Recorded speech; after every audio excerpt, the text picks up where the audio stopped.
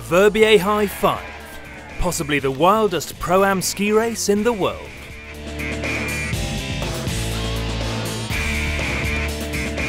Every April for the last 12 winters, the Swiss resort of Verbier has hosted the High 5, the now traditional curtain closer to the racing season, where past and present ski champions pitch up to race against everyday skiers. It's the pros versus the Joes.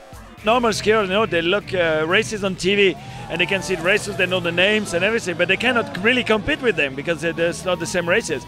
And so finally, if they sign in here, they get an helmet, a bib, and then they can race against the pros. Setting them back €80 each, which may seem a lot to be humiliated by some of the greatest skiers on the planet. So much of ski racing is elitist, which it's meant to be. I mean, it's fantastic to watch professionals on the mountain, but to get a chance to see the general public access this type of race is fantastic. It gives them the chance to race amongst guys that they respect and guys that they look up to. But in such a rarefied environment, the everyday skier has to work hard to compete with the world's best. You know, when you go for inspection, the course, the slope, you can see the gates, good pushing, the power in the starting gate. This is good, I think, and then concentrate until they finish. The last gate is important, when you feel tired. This Alberto was winning the race, because all the athletes, they get tired in the last gate, but Alberto, good shape and then strong, speed. Indeed, Alberto, speed is certainly of the essence.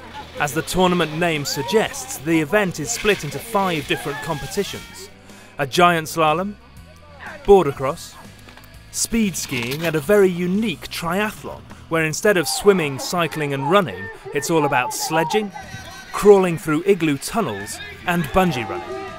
These first 4 disciplines act as qualifying events for the parallel slalom, where the top male and female amateurs team up with the pros for the knockout grand finale. Yet after a long, hard season on the World Cup circuit, surely the last thing on their minds would be yet another race, but still they keep on coming.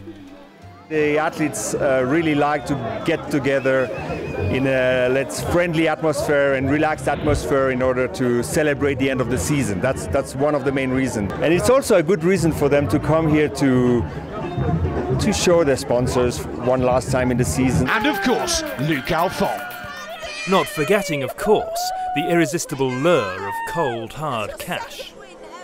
The overall budget of the event is around €450,000, and we dedicate about 60%, 65% of this budget to the athletes' budget.